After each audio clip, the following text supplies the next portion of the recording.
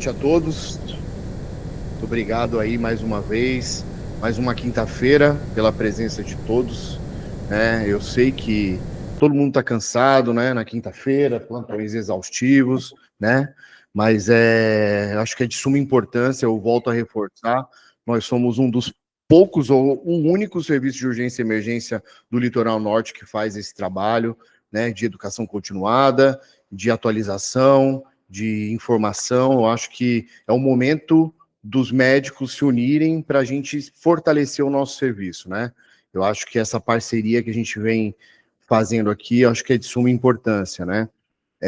Eu queria agradecer a presença do pessoal aí da João Marques e do administrativo que está aí hoje com a gente, prestigiando o início dessa implantação do NEP, junto à educação continuada que a gente já vem fazendo aí do começo do ano. Eu queria agradecer aos alunos da Unital que estão presentes, a todos os colegas aí que dão plantão com a gente, tá? E eu queria agradecer o doutor Renan Ronda, né, que é o colega ortopedista, trabalha comigo lá no Hospital Regional, também é professor da Unital, ele vai dar uma segunda parte aí da aula que foi introduzida pelo doutor Dimas há 15 dias atrás, né? Para mim é uma honra ter a presença dele aqui com a gente, um excelente ortopedista, o gabarito, vocês vão ver aí o currículo dele, é um cara espetacular, excelente professor. Muito obrigado, viu, Renan? Obrigado pela disposição aí, pela disponibilidade do horário. Eu acho que você, como eu, aí é um dos caras que pensa muito que a educação muda muito o futuro da medicina, né? E eu acho que é isso que a gente vem implementando aí. Te agradeço demais, cara. Muito obrigado e boa aula. Obrigado, Antônio, pela apresentação. Gostaria de estar agradecendo o convite. É uma grande honra compartilhar um pouco aí do meu conhecimento, né, com tantos médicos aí que estão no caminho, né, da dedicação, no caminho do cuidado, do aperfeiçoamento, né. Com certeza tudo isso, quem vai sair ganhando, né, é o paciente. Parabéns pelo projeto, né, pelo pioneirismo, é muito legal essa sua iniciativa, né, muito legal ter essa audiência e ter essa oportunidade.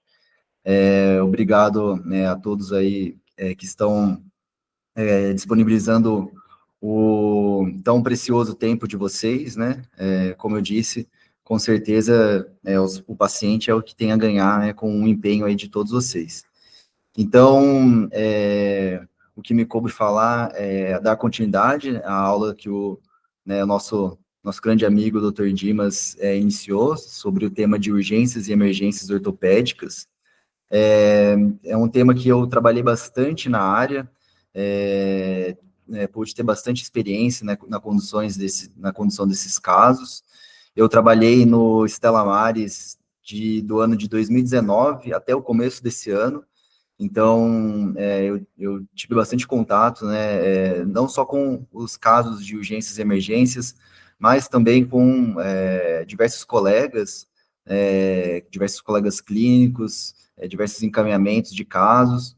Então, nesse período, eu pude ter bastante experiência, ver bastante como é o fluxo, vi também que há, né, alguns atritos, algumas dificuldades, né. Então, eu quero tentar, né, dar essa aula com essa experiência, né, para estar tentando, né, melhorar, né, o fluxo, o entendimento, né, alguns conceitos aí de vocês que estão nessa linha de frente, né. E como eu disse, né, o objetivo é sempre a gente estar se unindo, a gente tentar, né, sempre buscar juntos por um propósito maior, que a exercer a nossa medicina com maior qualidade, que, consequentemente, né, quem vai estar saindo beneficiado vai ser o paciente, né, e vamos estar também, né, evitando problemas, conflitos, né, às vezes até relações complicadas, né, com o paciente. Então, eu gostaria de estar fazendo uma breve apresentação, né, da minha formação. Então, eu sou ortopedista e traumatologista, formado pela Faculdade de Medicina de Taubaté, fiz a faculdade, fiz a residência, minha especialização lá, atuo na área de cirurgia do quadril, hoje trabalho como cirurgião de quadril no Hospital Regional do Litoral Norte, sou membro titular da Sociedade Brasileira de Ortopedia e Traumatologia, da Sociedade Brasileira do Quadril, da Sociedade Brasileira de Artroscopia e Trauma do Esporte e da Associação Ortopédica de Osteometabolismo. Sou preceptor de residência médica do grupo de quadril do Hospital Municipal Universitário de Taubaté. Sou professor também na disciplina de ortopedia, né, na Universidade de Taubaté do campus de Caraguatatuba. Então, eu moro em Caraguatatuba. Estou fazendo mestrado também em Ciências da Saúde, lá também na Universidade de Taubaté, no campus de Caraguatatuba. E, recentemente, junto com o Dr. Dimas, nós inauguramos o Instituto de Ortopedia e Traumatologia. Então, é uma clínica, né, na cidade de Caraguatatuba, onde, né, temos também como esse foco, trazer uma qualidade, né, no atendimento ortopédico para a cidade e para a região. Então, aqui, alguns dos locais onde eu trabalho. Então, eu atuo na cidade de Caraguatatuba, atuo na cidade de Taubaté e atuo na cidade de São José dos Campos. Então, os objetivos gerais dessa aula vai ser trazer conceitos básicos para vocês, falar um pouco de urgências sobre a coluna e lesões frequentemente não diagnosticadas na urgência. Então, aqui o objetivo é capacitar o médico da UPA, reconhecer sinais de alerta em ortopedia, fortalecer a tomada de decisão sobre pedir raio-x, ultrassom ou tomografia, identificar lesões que não podem ser perdidas na urgência e padronizar condutas iniciais e critérios de encaminhamento e imobilização. Então, antes de começar a aula, aqui a gente está em um bate-papo, né, com amigos, colegas, vai ter no final um espaço para tirar dúvidas, mas se alguém também quiser estar perguntando na hora, no momento, também estou à disposição. Então, começando aqui, né, com alguns conceitos básicos. Então, a gente vai falar um pouco sobre avaliação com raio-x e quando pedir ultrassom e tomografia. Então, a gente já começa aqui o primeiro slide com esses 3 exemplos, né? Então, aqui na imagem inferior à esquerda, o raio-x de joelho, API no perfil. Aqui, superior à direita, a tomografia, os cortes da tomografia, né? Então, o corte axial, sagital, coronal e a reconstrução em 3D. E inferior, uma imagem de um ultrassom do joelho, né? Onde a gente consegue ver a patela, o quadríceps e o fêmur assinalados. Então, sobre os princípios de avaliação do raio-x, eu acho que, seguindo essa sequência, já dá um direcionamento, né, muito bom para a gente ter uma ordem, né, uma metodologia, né, um jeito para a gente estar olhando o raio-x e tentar, né, não deixar passar nenhum sinais, né. Então, antes, né, de dar essa sequência, né, eu acho que um conceito muito importante é o quê, né? É associar o raio-x com, né, a clínica, com o exame físico do paciente, né? Então, eu sei que na UPA, né, a grande maioria das vezes é muito corrido, né, os pacientes, o volume, né, é bastante complicado, né, a sobrecarga do sistema, mas tem alguns detalhes, né, que a gente consegue fazer rapidinho ali, que vai dar uma acurácia, né, um direcionamento para o exame de raio-x muito bom, né? Então, o que é, né? Primeiro, saber a história do paciente, né? Primeiro, teve trauma ou não teve trauma? Se teve trauma, você já dá uma atenção, um olhar diferenciado. Se não teve trauma, você já fica mais tranquilo, que você provavelmente, né, não vai, né, ter, no caso, uma fratura, uma luxação, né, algo mais grave no raio-x, né. Então, primeiro, teve uma história de trauma, caiu, bateu, entorse, quedas, teve uma história de trauma recente. Ver aonde é a queixa do paciente. É uma queixa no quadril, é queixa na mão, no ombro, no cotovelo, né? 2 coisas básicas para estar fazendo, né? Primeiro, palpar. Segundo, mobilizar o membro. Se o paciente caiu, bateu o cotovelo, mas ele está lá, está fletindo, está estendendo o cotovelo, está mexendo, dificilmente vai ter algo alterado no raio-x, né? Vai ser provavelmente uma contusão.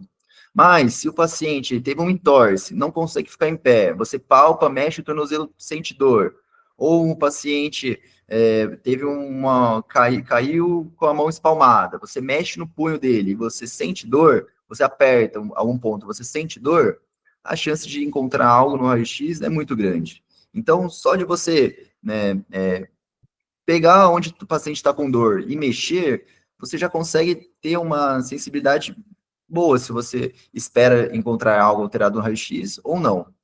Então, aqui, seguindo no ABCD, né, o A começa como? Né, adequação. Então, as incidências estão corretas? Então, é uma regra básica, né, tá pedindo o quê? Sempre, pelo menos, incidências ortogonais. Então, o raio-x é um exame em 2 dimensões. Se você olhar de frente, você vai ver o lado direito e o lado esquerdo do paciente. E se você olhar de perfil, você vai ver a parte da frente superior e a parte posterior do paciente. Então, é necessário esse complemento. Você vê um plano e depois você vê outro plano. Assim, você consegue assegurar, né, que não vai ter nada interposto, você consegue ter uma acurácia maior, né? Então, já a primeira orientação. Sempre quando você for pedir um raio-x, pede 2 planos, né? Então, isso vai ser melhor para você fazer o diagnóstico, também vai ser melhor, né, para tirar, né, qualquer dúvida, né, que você tenha. Então, teve a história, fez um exame rápido ali no paciente, pediu o raio-x, olhou o raio-x, não tem nada, né, alterado, volta, dá mais uma, né, movimentada, apertada, se o paciente realmente não tem dor, provavelmente não vai ter nada mesmo. O problema é quando há incompatibilidade, né? Quando você não vê nada no raio-x, mas o paciente continua com dor. E é isso que a gente vai ver os próximos critérios, né, mais para frente. Então, seguindo aqui, o B vai ser de bone, de ossos. Então, uma outra dica é o quê? É você seguir a cortical, você olhar a parte lateral do osso. Então, a cortical, ela está contínua? Há alguma área de rarefação, alguma descontinuidade? Então, essa é uma outra dica que a gente vai estar dando uma olhada aqui também. O C é de cartilagem, sobre as articulações. Então, você vai ver o espaço da articulação, você vai ver a congruência, se a articulação ela está mantida no lugar ou se há um deslocamento. Então, aqui é um outro conceito importante também para a gente estar relembrando. Então, quando bate, quando há uma pancada, né, ocorre uma contusão, uma batida, uma contusão. E quando há uma perda da congruência, quando a articulação sai fora do lugar, isso é denominado, né, uma luxação. Então, luxação é uma urgência ortopédica. A luxação, ela precisa, né, quando o paciente apresenta uma luxação, é necessário voltar a articulação para o lugar. Então, o paciente ele só vai melhorar a dor, só vai melhorar a função a partir do momento que a articulação voltar no lugar. E o quanto antes a articulação voltar no lugar, é melhor o prognóstico e você consegue, né, colocar no lugar, tem mais facilidade. Quanto mais demora para ter feito o diagnóstico, para fazer a ação da conduta de colocar no lugar, que é o termo que a gente chama de redução, mais difícil é e pior é o prognóstico. E a letra D é de densidade, que é sobre os tecidos moles. Então, a gente vai ver que um aumento de partes moles ou um derrame que a gente consegue também ver no raio-x, também pode ser sugestivo de alguma lesão, né, de algum trauma grave, né, que pode envolver também uma avaliação e até um tratamento cirúrgico.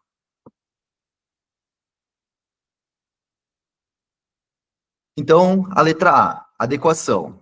Incidências corretas, 2 incidências ortogonais. Então, aqui é um exemplo, né, bastante comum de ter confusões, né, de ter dificuldades no diagnóstico, que é o quê? É o raio-x do ombro. Então, nessa primeira imagem aqui, né, à esquerda, a gente vê, se você pedir só um raio-x AP do ombro, né, você vai ver o quê? Uma interposição entre a cabeça do húmero e a glenoide. E aí, essa interposição, né, vai fazer o quê? Vai poder tendenciar você pensar que o paciente está com uma luxação, né? Você vê uma imagem sobreposta à outra, né? Pode ser, fica uma dúvida. Será que está fora do lugar? Será? Aí o paciente está com dor, porque ele está com dor, ele não mexe. E aí você pode se enganar né, nessa suspeita de diagnóstico. Então, o raio-x AP do ombro, né, para nós ortopedistas, assim, dificilmente a gente vai pedir, dificilmente. Por quê? Por que precisa, né, partir para essa imagem à direita, né, que é o AP corrigido em neutro? Porque a escápula, ela tem uma angulação de 40 graus. Então, se você não corrigir a rotação do húmero, o húmero ele vai ficar na frente da escápula. Então, o mais adequado para estar confirmando que não há uma sobreposição entre os ossos, que a articulação está congruente, é você pedir um raio-x AP corrigido em neutro. Então, essa é uma incidência que os técnicos de radiologia, eles estão habituados, né, eles estudam as incidências, né, então eles sabem, né, que você quer AP corrigido em neutro. Se você colocar só raio-x AP do ombro, ele sabe também que não é adequado ver, mas às vezes também na correria, às vezes também, né, por falta ali também de comunicação, de clareza, ele vai fazer o que tá pedido. Então, em relação ao ombro, isso é uma dica, né, que vai ajudar bastante vocês, né, se atentarem a esse detalhe. Então, AP corrigido em neutro. Então, aqui a gente vê, ó, como fica claro, como a gente vê o espaço entre a glenoide, que fica na escápula, e a cabeça do húmero. Então, aqui nessa imagem, né, a gente já tira dúvida, já não há luxação, a articulação está congruente. E em relação às incidências ortogonais complementares, em relação ao ombro, a gente tem mais duas incidências. Então, a gente pode pedir para complementar a visão tanto um raio-x perfil de escápula, que é essa daqui, a segunda da direita para a esquerda, tanto como um raio-x axilar. Então, essas duas imagens, elas vão complementar e vão garantir que se há fratura ou não, ou se a articulação do ombro está no lugar ou está luxada. Então, às vezes, o axilar, como o paciente ele tem que fazer uma elevação no ombro, às vezes pode ficar desconfortável para o paciente fazer. Então, tendo como padrão, né, aqui a sequência, né, duas incidências ortogonais, se você pedir um raio-x AP corrigido em neutro e um raio-x perfil de escápula, grandes chances de você nunca errar, né, um diagnóstico de uma contusão ou uma luxação ou uma fratura em relação à articulação glenomeral, em relação à articulação do ombro. Aqui, em relação ao B, né, que foi o que a gente falou sobre a cortical contínua e áreas de rarefação. Então, a cortical é a parte lateral do osso, né, onde está aqui a seta, a parte lateral. E a parte interna é onde é a parte medular do osso. Então, se você tiver uma suspeita, o paciente caiu, está com dor, está com dificuldade para mexer, começa olhando o contorno do osso. Começa de um lado, ó, que nem aqui no caso, né, da ulna do paciente, ó. Olha de um lado, olha para o outro, ó, tá íntegra a cortical, né? Agora você vai para o rádio. Então, no rádio, quando você começa a olhar a cortical e ir andando, ó, você vê um sinal, um traço aqui de fratura. Então, você vê, ó, que tem esse traço de fratura, que ele corre de um lado para o outro.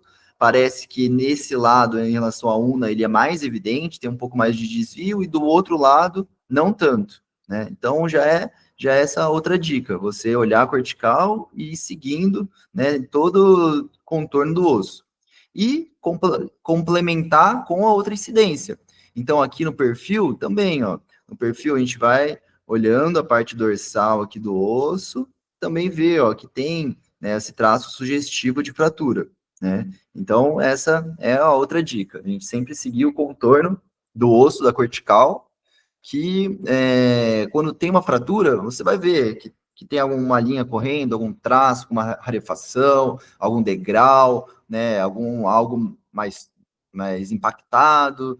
Então, você seguindo essa outra dica também, né, já evita a gente tá passando algo batido. E aqui em relação ao C, né, a cartilagem, a articulação. Então, é entre o espaço articular, congruência, que é em relação ao deslocamento. Então, nessa imagem aqui à esquerda, né, no raio-x AP da mão, se você olhar, né, passar batido, olhar rapidinho, né, esse raio-x, às vezes até passa batido. Às vezes você olha assim, né, na correria, né, dá uma olhada rápida ali, né, acha que não tem nada, acha que é um raio-x inocente. Mas nessa incidência mesmo AP, se você se atentar, né, você vê que, né, o quinto, o quarto e o terceiro dedo, olha como que está certinho a articulação, como a gente vê o espaço entre um osso e o outro, entre o metacarpo e a falange proximal. E no indicador, no segundo dedo, olha como tem uma pequena sobreposição entre o metacarpo e a base da falange proximal. E aí, na outra incidência, a gente já mata a charada, né? O que aconteceu, né, no raio-x oblíquo? Aqui a gente já vê que o paciente teve uma luxação metacarpo-falangiana. Então, isso, né, a articulação saiu do lugar, uma luxação, então isso é caracterizado uma urgência ortopédica e tem que ser feita a redução de imediato. E aí você olha esse raio-x, né? Você fala assim, essa redução aqui é moleza. Essa redução aqui é só eu puxar o dedo que vai dar certo. Mas, né, nesse caso, né, é um caso que ele pode ser também traiçoeiro. Por quê? Porque você pode fazer a manobra, pode tracionar, tentar colocar no lugar, e aí nessa região tem bastante parte ligamentar. Então pode haver uma interposição, né, ligamentar, tanto, nesses casos de luxação, né, de mão, de pé. Então, pode ser não tão incomum você ter uma luxação, né, de mão, de pé e não conseguir reduzir. E até para a gente também, né, tem casos dessas luxações que a gente também não consegue reduzir. E aí tem que estar levando para o centro cirúrgico, tem que estar fazendo uma redução com o paciente sedado, às vezes até há necessidade de abrir a articulação para estar fazendo uma redução que a gente fala que é uma redução cruenta, que é abrir, visualizar a articulação, né, diretamente e aí sim limpar e colocar, né, a articulação no lugar. E aqui o D, né, de densidade de tecidos moles, aumento de partes moles, gás, derrames. Então, nesse raio-x à esquerda, a gente vê o quê? Né, a patela, que ela está bem alta, e, né, uma imagem, né, de um aumento de partes moles, né, um aumento aqui da densidade, né, da rarefação, né, no raio-x. Então a gente vê que, né, que aconteceu? Qual que é a suspeita nessa imagem? Né? A suspeita é o quê? Que o paciente teve uma lesão do tendão patelar. Então há uma suspeita de uma descontinuidade que segura a patela aqui para baixo, né? Que associado a um evento traumático e uma clínica do paciente, né, com o raio-x, a gente já pode levantar essa suspeita de um rompimento tendíneo, né, e, consequentemente, um encaminhamento do paciente para avaliação e o tratamento, né, que, na maioria dos casos, é cirúrgico. E no raio-x aqui no perfil do joelho à direita, a gente vê, né, como há essa diferença, né, nas imagens, como há, né, uma homogeneidade aqui das partes moles, né. Então, aqui no raio-x, a gente já consegue ver pelas partes moles, né, uma ajuda, né, num diagnóstico, né, que no caso aqui é um diagnóstico que há necessidade de uma avaliação de um especialista.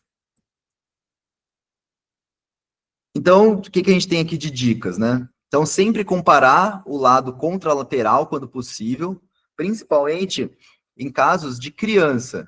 Então, em casos de criança, como há uma dificuldade no exame, quando a criança chega, às vezes, com o pai com muita ansiedade, com a mãe com muita ansiedade, a criança tudo tá chorando, tudo dói, você perde um pouco, né, de acurácia ali, né, do exame clínico.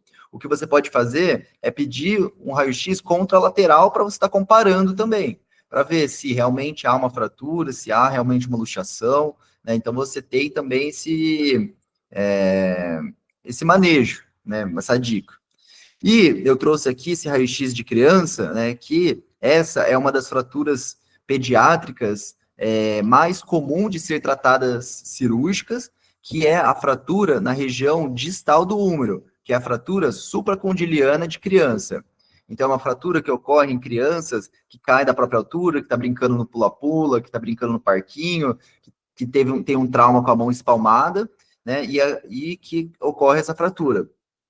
E eu trouxe esse raio-x aqui para a gente estar conversando também sobre o quê? Que é muito comum de ter dúvidas, que é em relação à fise de crescimento.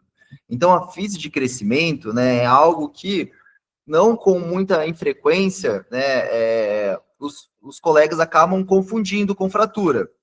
Então, toda a articulação nossa, ela é formada no amadurecimento, né, na criança, ela tem fise de crescimento, que é essas imagens, né, que realmente se confunde com fratura, porque parece que há uma descontinuidade entre o osso e o outro. Mas isso é um espaço, né, um núcleo de crescimento, né, um espaço para o osso crescer, para ele ficar um osso cortical e né, até virar um osso adulto igual o nosso.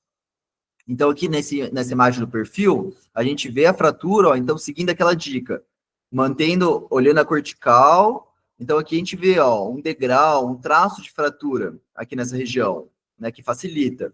E a fise de crescimento, né, ela é bem arredondadinha, né, bem lisinha, né, a divisão entre um osso e o outro. Esse que é, né, uma das dicas também, né, quando a fratura, né, o osso ele passou por uma força de ação.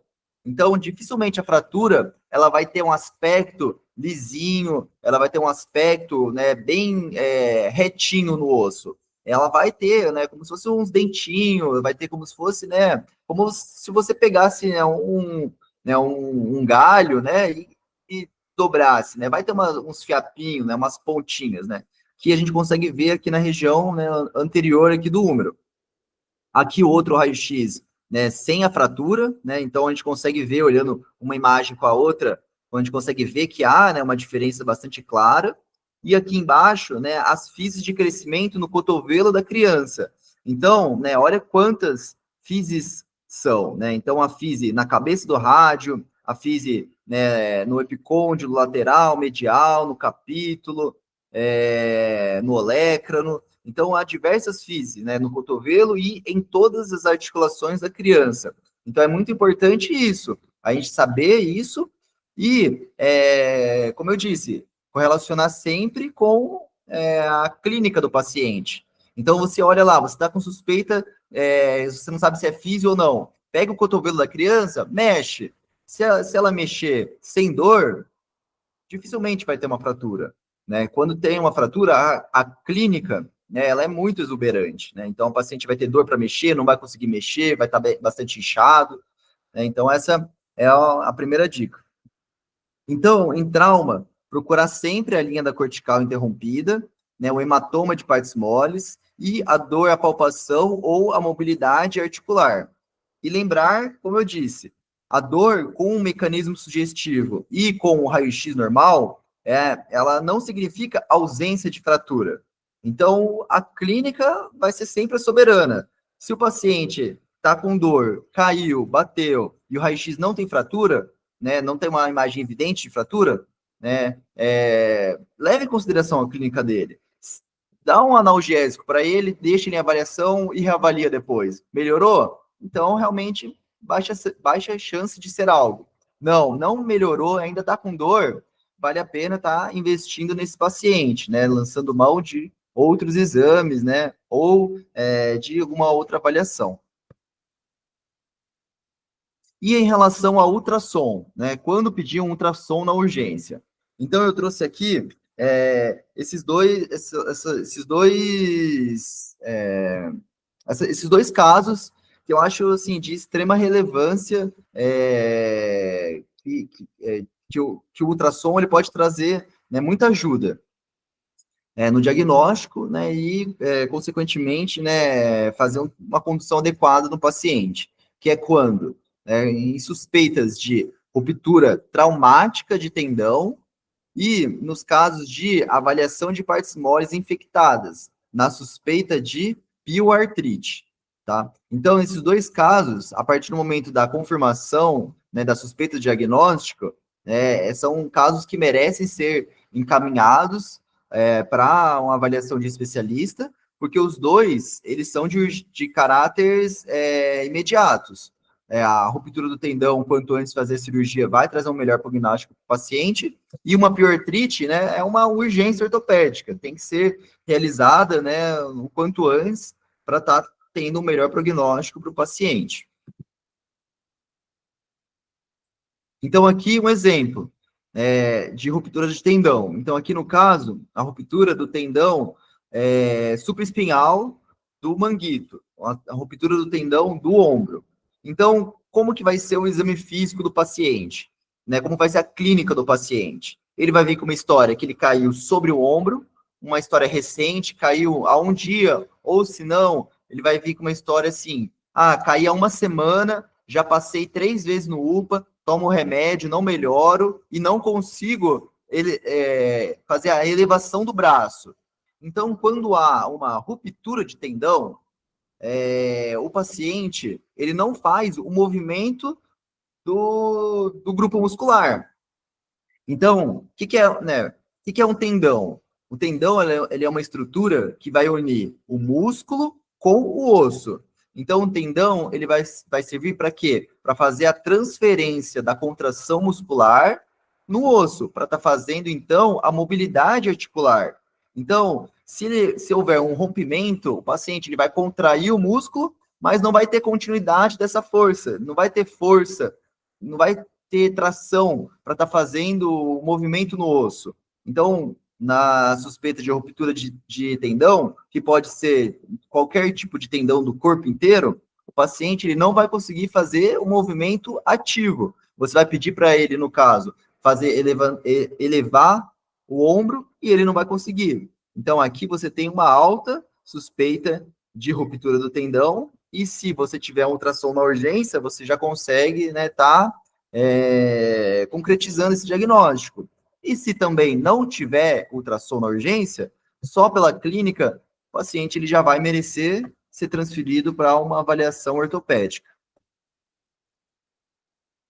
Aqui no caso, um outro tipo de tendão, então a ruptura do tendão calcâneo, então é o mesmo conceito.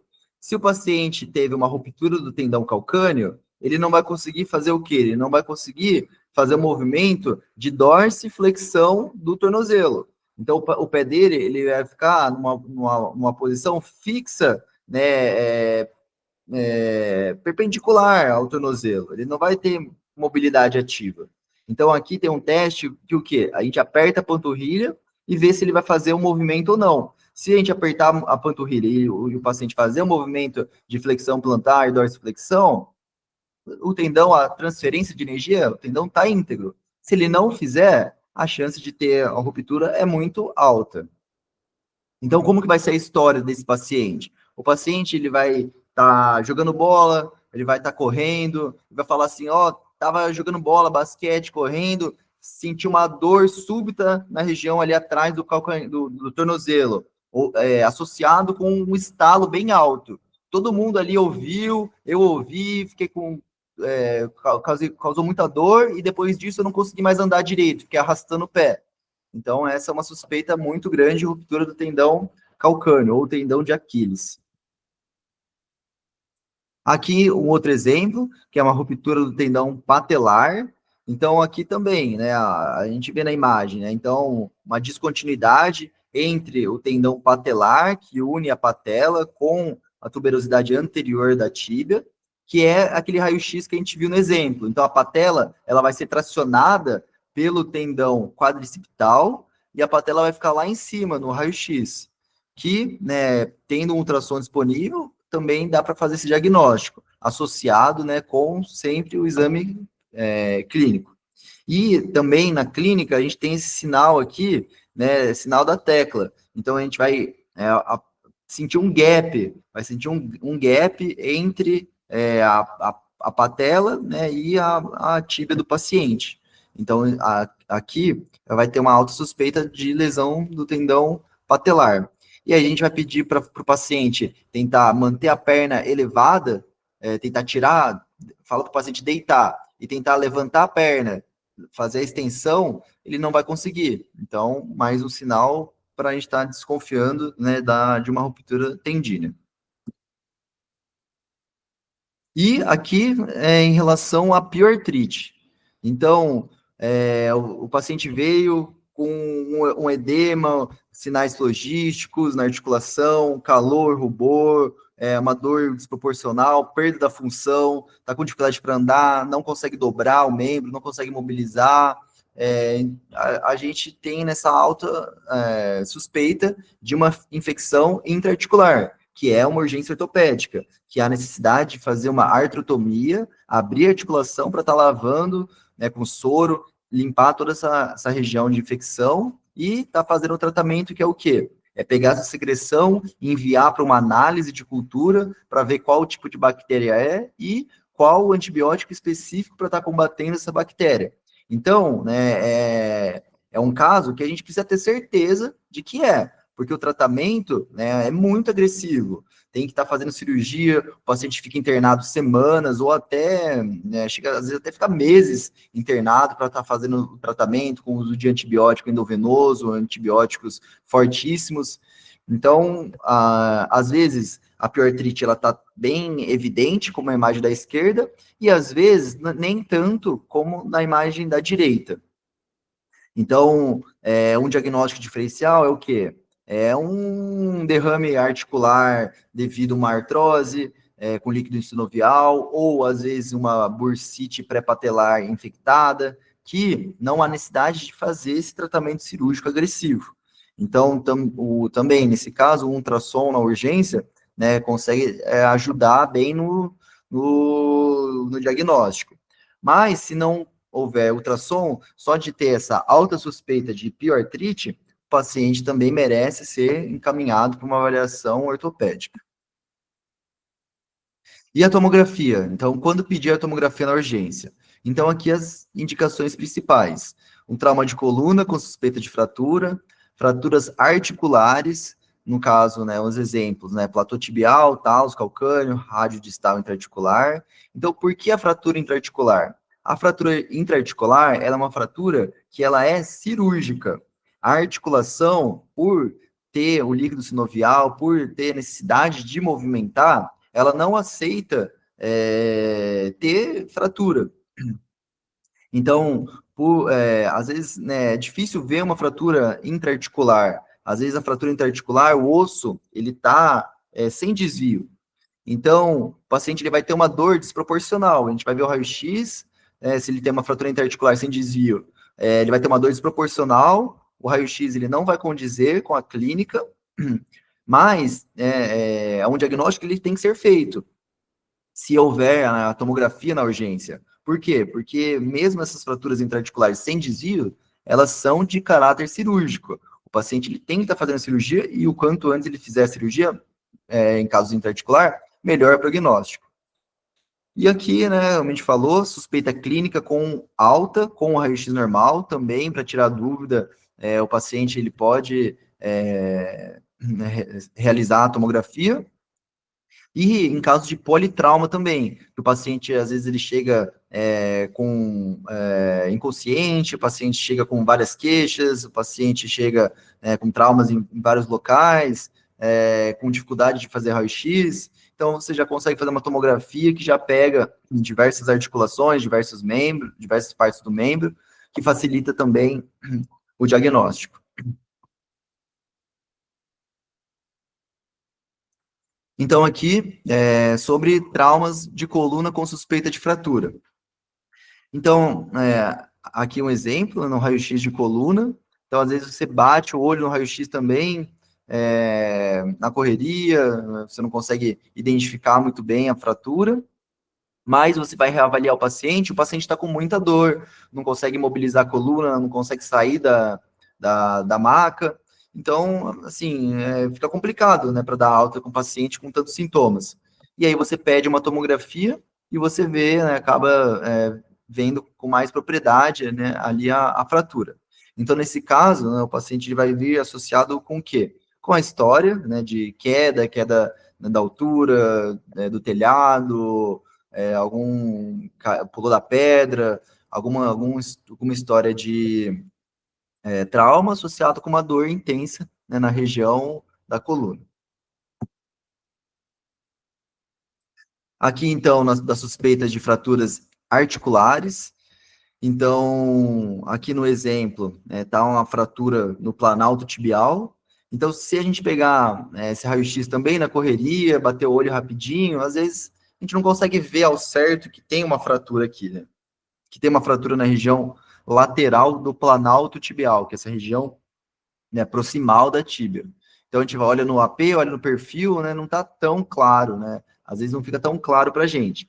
E aí a gente vai reavaliar o paciente na hora de falar para ele do raio-x, ver que ele persiste com dor, que ele teve um acidente de moto, que ele não consegue ficar em pé. Então, o paciente, né, ele merece uma avaliação mais profunda com uma tomografia. Então, a tomografia é o exame mais adequado para a gente estar vendo a parte óssea. Então, aqui na tomografia, a gente vê que a fratura está evidente. Uma fratura com um desvio, uma fratura com uma depressão óssea bem acentuada, uma falha óssea, que é um caso que precisa ser encaminhado para o ortopedista para estar fazendo o planejamento cirúrgico. Na suspeita, então, clínica alta com raio-x normal. Então, aqui é um exemplo, né, de um raio-x pediátrico também. É um raio-x de criança com as físis de crescimento. Então, você olha, você fica na dúvida. Será que tem fratura? Será que não tem? Será que é fise? E aí você vai reavaliar o paciente mantendo o padrão de muita dor, dor à palpação, dor à mobilidade, chora a qualquer movimento que você faz. Então, o paciente ele merece também uma investigação mais profunda. E aí, aqui na tomografia, né, fica bem claro, bem evidente, que ele tem uma fratura também grave, uma fratura que acomete a articulação.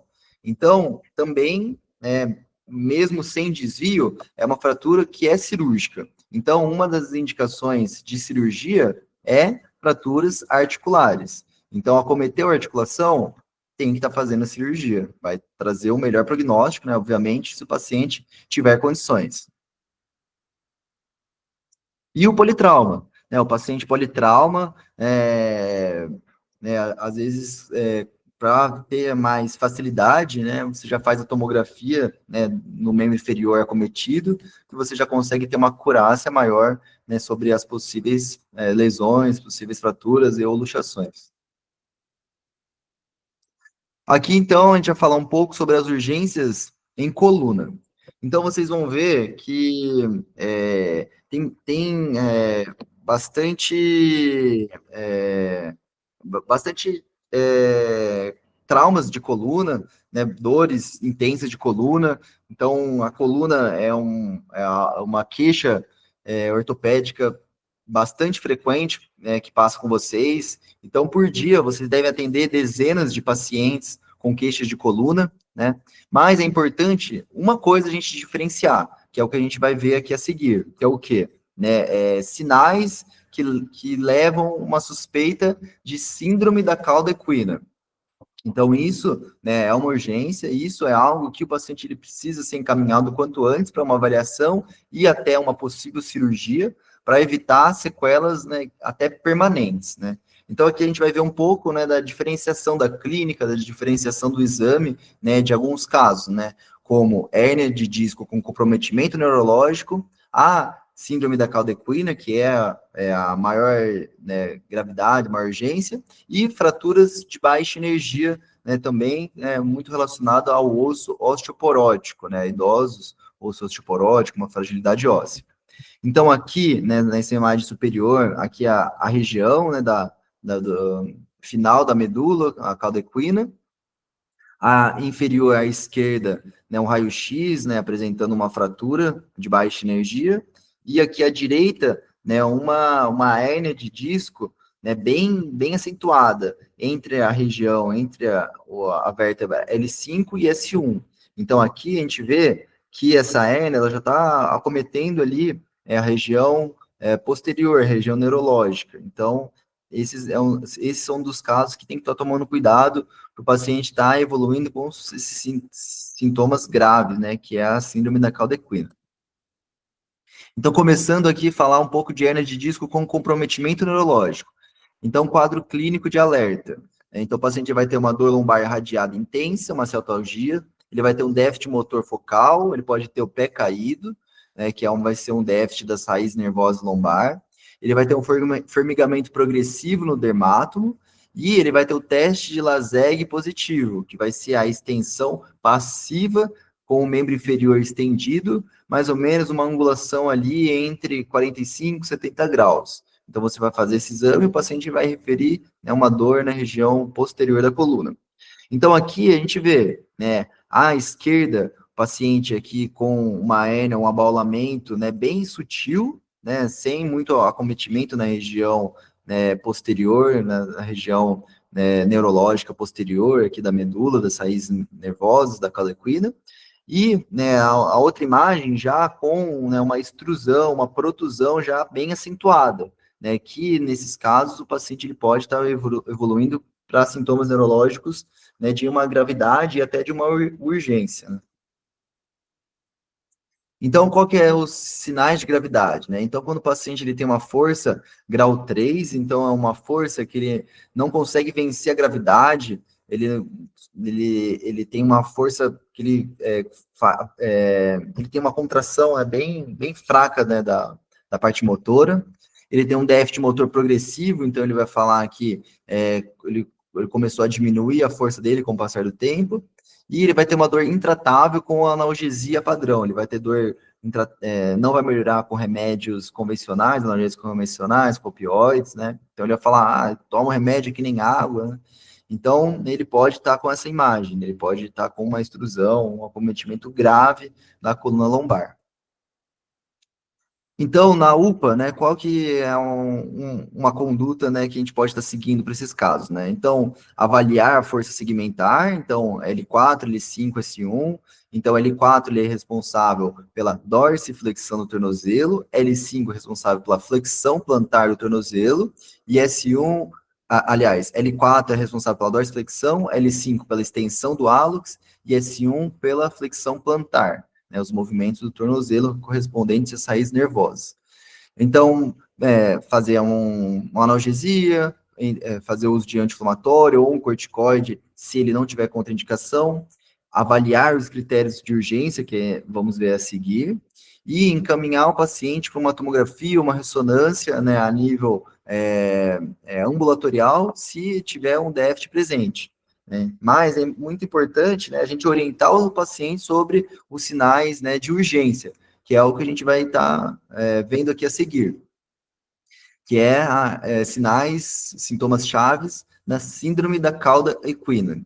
Então, o paciente, como que ele vai se apresentar? Então, são sintomas bastante característicos dessa gravidade, que é o quê? É uma anestesia em cela, então você vai passar a mão na região inguinal do paciente, na região ali, né, na parte medial da coxa, ele não vai sentir, ele vai ter sintomas de retenção urinária, uma incontinência, ele vai ter perda da sensibilidade perineal, ele vai ter uma fraqueza bilateral e ele vai ter uma dor lombar severa. Então, aqui a gente vê, né, como, né, tá bem grave aqui, né, essa extrusão aqui, né, do disco vertebral dele, e aqui a gente vê, né, como que é a localização, a topografia, né, da medula, da cauda equina e, né, no final aqui do nervo ciático.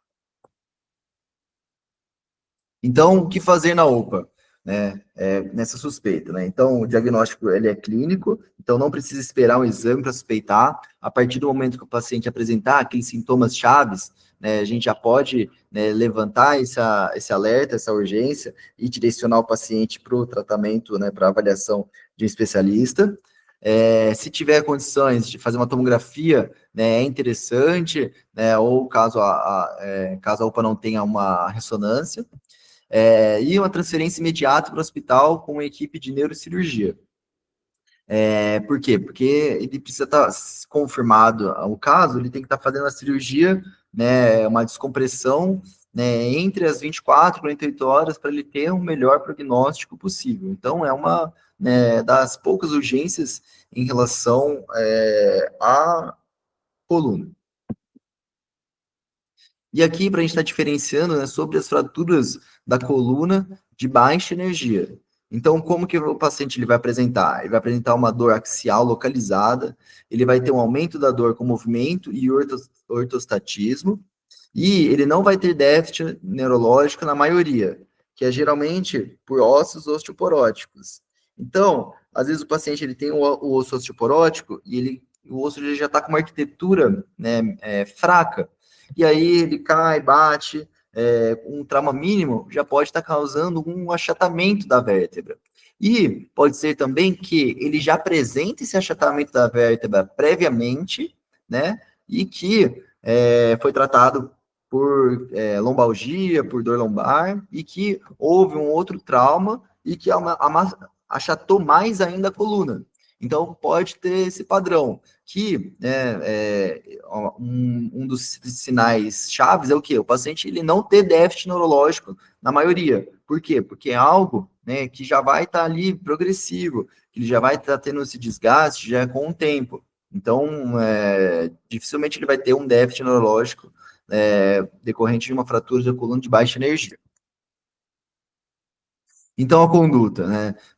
No caso de trauma, caiu, bateu, dor na coluna, pedir um raio-x da coluna, um API perfil, se dúvida ou uma dor desproporcional, pedir, né, abrir mão de uma tomografia, um exame mais detalhado da parte óssea.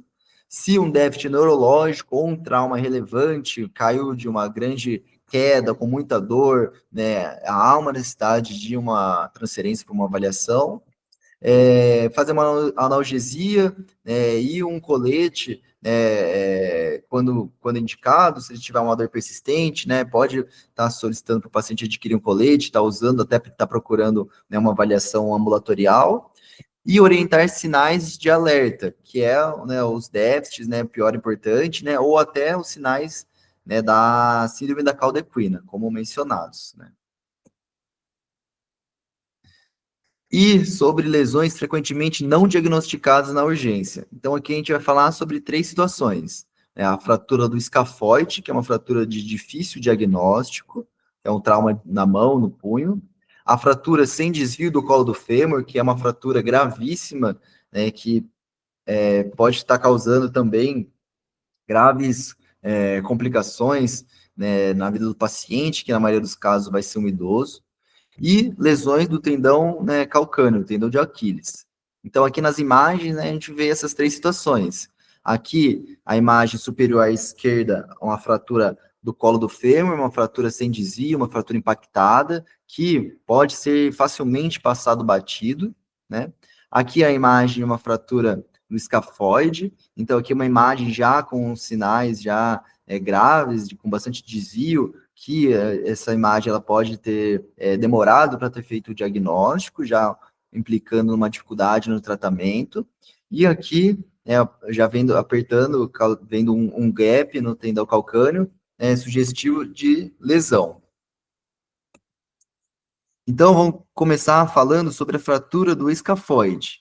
Então, como que vai ser a clínica do paciente? Ele vai, primeiro ele vai vir falando que ele teve um trauma, que ele caiu com a mão espalmada, que ele tropeçou, foi evitar bater a cabeça, evitar bater o ombro, e colocou a mão para estar se protegendo, né, o punho, então teve um trauma direto no punho.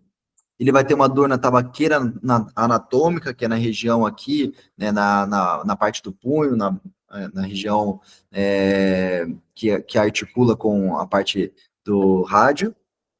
Ele vai ter uma dor na compressão axial do polegar, então você vai fazer uma mobilidade, uma pistonagem no polegar e ele pode estar sentindo uma dor. Ele vai ter uma dor no desvio ulnar, então você vai pegar e vai inclinar o punho, né, para a parte ulnar e ele vai sentir uma dor.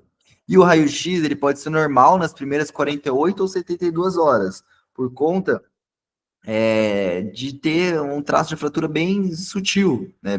Então, ele pode causar ter essa confusão no diagnóstico.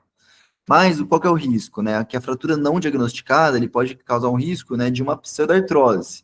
E a partir do momento que você tem uma pseudartrose, né, o tratamento ele já é mais complicado, né, podendo levar até déficits graves, né, no punho, na mão do paciente.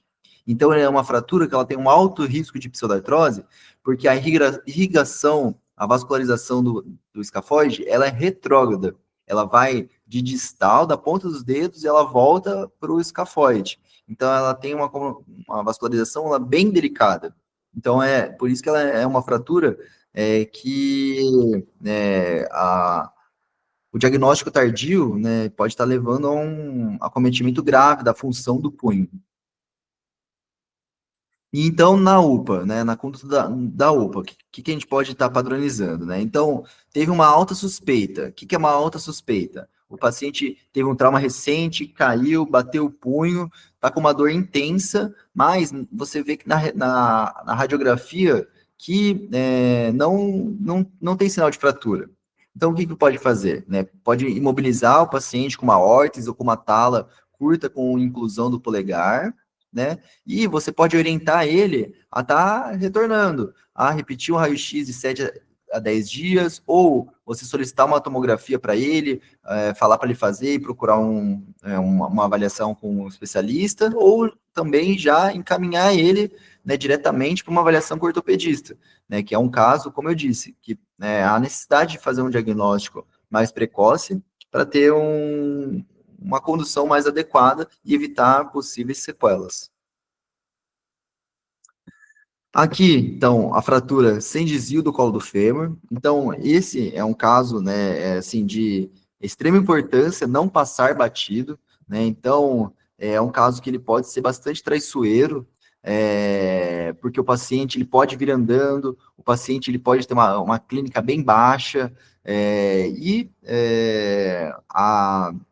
você não fazer o diagnóstico ou não o encaminhamento, né, desses casos, né, pode agravar bastante, né, na morbidade do paciente. Então, quais são os sinais clínicos, né? Então, primeiro, o paciente vai vir, na maioria dos casos, um idoso, com história de queda. Então, ou vai ser uma queda recente, ou ele vai falar que caiu há um mês e que está passando já na UPA já umas 5 vezes e que não está melhorando com analgésicos. E nos sinais clínicos, ele vai ter uma dor no quadril ao apoio, ele vai ter uma dor principalmente à rotação interna, então esse é o teste mais sensível para a dor interarticular do quadril, então você vai rodar, ou você vai fazer uma combinação de flexão e rotação interna do quadril do paciente, ou só de você estar colocando ele em extensão e fazer um rolamento no membro, né, já consegue ver uma clínica do paciente. E ele pode, o mais clássico, ele tem uma incapacidade da marcha, né, após queda simples. Então, é muito comum em idosos e o raio-x pode aparecer normal, né? Então, aqui a gente vê, né, a idosa, né, com essa história de queda, já com uma baixa mobilidade, né, já em uso de bengala.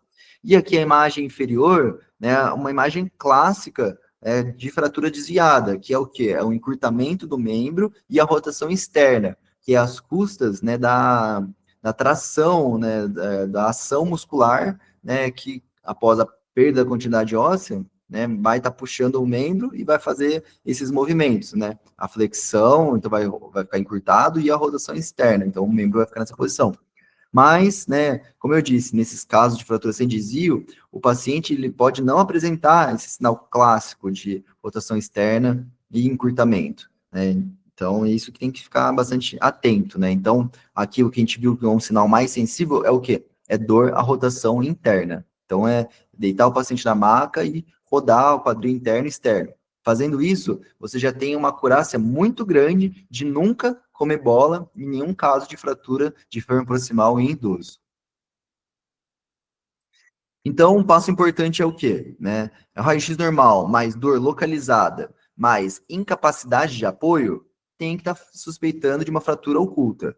Mesmo se o raio-x estiver normal e o paciente está com dor, não consegue ficar em pé, está com dor à rotação interna, tem que suspeitar de fratura oculta. Tem que pedir outras incidências. Às vezes, você pode pedir para o paciente fazer um raio-x tracionando o membro, também, tracionando o membro rodando interno, também pode ajudar no diagnóstico, né, caso não haja tomografia no serviço, ou se não, né, fazer uma tomografia, que aí a gente já consegue ter um diagnóstico muito mais assertivo, ou encaminhar o paciente para fazer uma tomografia, né? Então, é um paciente que merece, né, uma atenção, um exame complementar, ou já direto uma avaliação com um especialista, né, para ter o diagnóstico, né, conclusivo.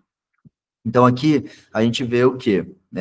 Essa imagem superior, que é um traço de fratura, mas bem sutil, né, um traço incompleto, né, difícil de ver mesmo.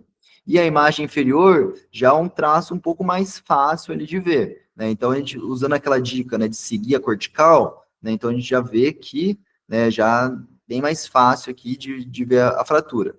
No primeiro caso, se também a gente usar a dica de seguir a cortical, a gente também leva uma suspeita bem grande, porque a gente vê aqui, né, ó, que tem essa suspeita aqui, né, da perda de continuidade da cortical. Então, já nos ajuda a estar direcionando o paciente para melhor condução.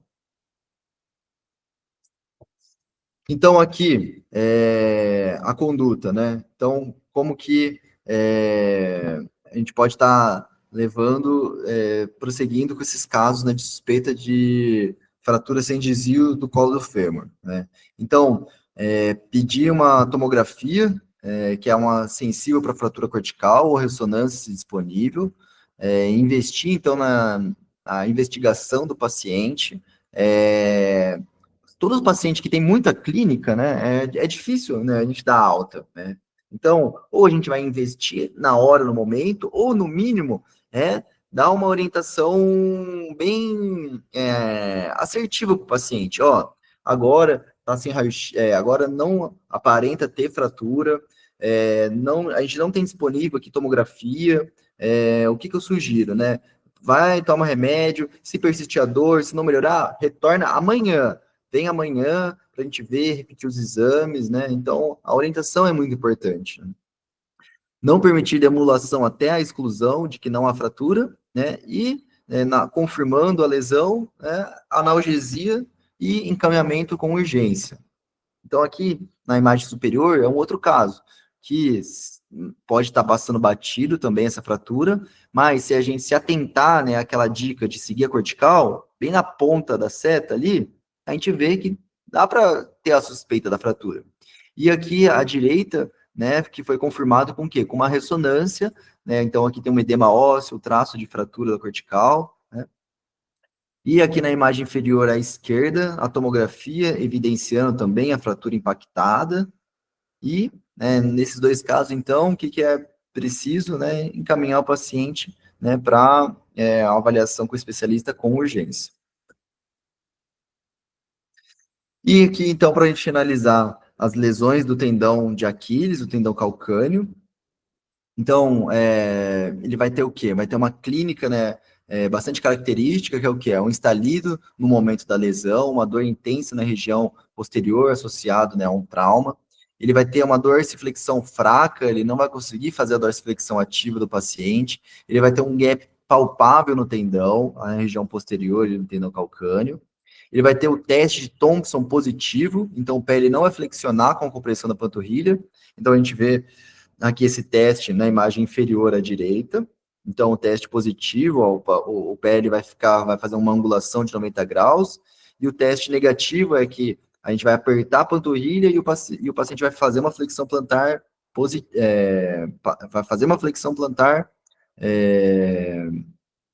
após, né, a compressão da panturrilha.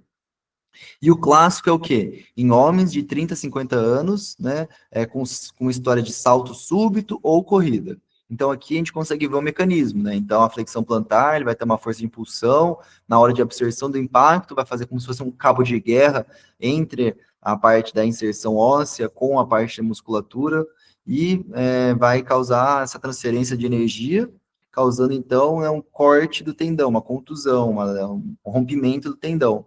E vai ter, consequentemente, o quê? Esse gap.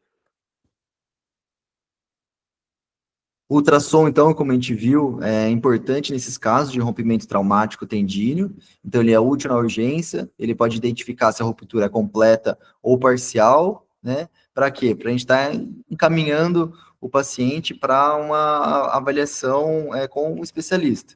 Então, aqui, não, o ultrassom e aqui a imagem, né, vendo, né, o gap sobre, na inserção óssea com o tendão inserido na musculatura. E, então, como mensagem final, o raio-x, sempre duas incidências, na coluna, né, mais déficit neurológico, né, então, pensar na emergência, pensar em síndrome da cauda equina, então lembrar daqueles sinais, aqueles sintomas clássicos. O raio-x normal, ele não exclui fratura, né? Então, lembrar do caso, né, do escafoide, do colo do fêmur. Então, o paciente está com história de trauma, está com dor persistente, com raio-x sem uma fratura evidente, né? Investiga, né? Vê, reavalia, né? Pede exames complementares, ou pelo menos, né, orienta o paciente bem, para ele estar retornando, né, na persistência dos sintomas. Então, no tendão de Aquiles, né? Thompson, ele, a clínica, né, é mais importante que o ultrassom, então, se não tiver ultrassom, né, vê o déficit funcional do paciente, né, vê a função, o movimento que o tendão faz, pede para o paciente fazer esse movimento. Se ele não fizer o movimento, na ausência de movimento associado com uma história de trauma, né, é importante também o paciente ser encaminhado para uma avaliação em um especialista. E quando há dúvida, né, imobilizar e reavaliar. E quando há dúvida, então, orienta o paciente, fala para ele não mexer, ficar mais quietinho, em repouso, sintomáticos, e orienta a voltar no dia seguinte, ou se não, dá ali uma analgesia para o paciente, reavalia depois de um tempo, né? Então, hoje em dia, né, o passar batido, comer bola, né, não vai, além de, né, implicar diretamente na saúde do paciente, né? Hoje em dia, vocês veem como há isso das mídias sociais, de expor a relação médico-paciente, de processos, né? Então, é uma maneira até de vocês estarem protegendo o CRM de vocês, né? Então, é isso, né? Queria agradecer aí a oportunidade de estar compartilhando o tempo, o conhecimento aqui com vocês, né? Tá agradecendo o tempo aí, o, o tempo de vocês aí disponibilizado, né, na aula, na educação continuada aqui do Antônio. Parabéns novamente aí pela iniciativa, né, um ótimo, Obrigado. um ótimo projeto, né, que com certeza vai trazer muitos benefícios aí para o Litoral Norte. E aqui está o meu contato, né, o meu Instagram, está o contato, né, da clínica, está o meu site. Então, eu estou à disposição, o que vocês precisarem, dúvidas, encaminhamentos também, né, o que vocês precisarem em relação à ortopedia, né, eu costumo ser bastante, né, próximo aí, né, de quem precisa, né, dos colegas, né, acho que é muito importante isso, né, a gente sempre tá unido aí, sempre pensar no melhor do paciente, trocar informações, né, ninguém é dono da verdade, então, né, a medicina é sempre um caminho eterno aí, né, do aprendizado, né. E, Excelente, Renan, muito obrigado, cara, a aula é excelente. obrigado. Eu acho que o que fica muito sublinhado aí na sua aula inteira é a importância da anamnese, do exame físico, a utilização correta dos exames complementares, da forma correta, a avaliação desses exames complementares, né? Você vê que tem todo um mnemônico, toda uma sequência que eu acho que é importante a gente seguir, né? E sempre nunca questionar o que o paciente está sentindo. Às vezes é uma dor, o paciente está vindo com aquela dor e tem uma fratura oculta ou tem uma lesão oculta, né? Então sempre ouvir o paciente, né? Eu acho que isso é importante. Às vezes a primeiro momento a gente não enxerga uma fratura ou uma lesão, mas dá valor para aquela dor e tentar dar importância e tentar ajudar de alguma forma, né? Eu acho que ficou bem bacana a sua aula, bem direta, né? Eu acho que 90%, 99% das coisas que você falou são coisas de dia a dia de UPA, pacientes idosos com queda de própria altura e trauma em coluna, às vezes trauma de baixa sinergia, baixa energia, só que são idosos com grau de osteopenia, osteoporose, né? Então, assim, a gente vê de tudo isso, né? A UPA não é referência de trauma direto, mas a gente recebe muito trauma por meios próprios, né? E são basicamente esse tipo de lesão: fratura de escafoide, fratura de colo de fêmur em idoso, lesão de tendão, que são de difícil diagnóstico para a gente nas UPAs, né? Para quem tem o manejo do POCUS, ainda ajuda algumas coisas, avaliação de articulação, né?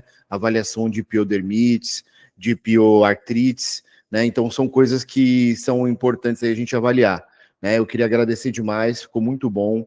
Essa aula vai ficar disponível no nosso canal no YouTube, então para quem quiser revisar, é bastante informação, é interessante, né? Alguém tem alguma dúvida? Alguém quer fazer alguma pontuação? Alguém quer perguntar alguma coisa para o doutor Renan? Aí eu acho que aproveita que é a hora, tá?